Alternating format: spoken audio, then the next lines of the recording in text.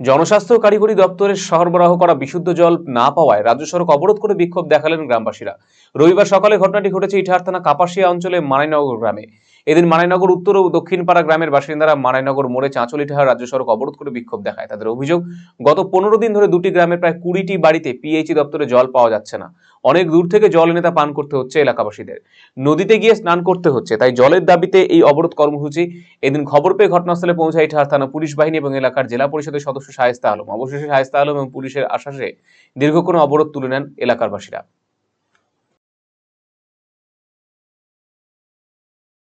আজকে জল খাবো তার ব্যবস্থা নাই, সামনে রোজা চলবো কি করবো, সামনে রোজা আছে, সব দিক থেকে অসুবিধা, সব দিক দিয়ে আমাদের সমস্যা। মাঠ থেকে বয়ে খাচ্ছে, মাঠ থেকে এখন কি আমাদের জলের সমস্যাটা করুক, এমএলএ সাহেব আসুক, মানে আমাদের যত এমপি টেমপি আছে সবাই আসুক, মানে আমাদের জলীয় ব্যবস্থাটা করে দেবো।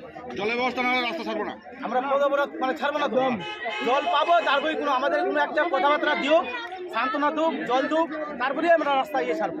মানাইনগর গ্রামে প্রচণ্ড জলের অভাব, মানুষ পানীয় জলের কষ্টে আছে।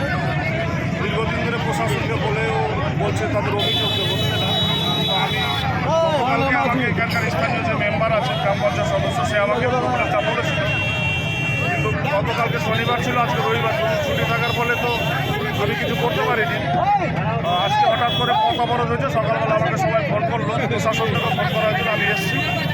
আমি তাদেরকে কথা দিয়ে গেলাম যে যত দ্রুত সম্ভব, সামনে রমজান মাস আছে, তার আগেই এখানকার যাতে পানীয় জলের কোনো প্রকার কষ্ট না থাকে সেটা আমরা সমাধান করার চেষ্টা করব।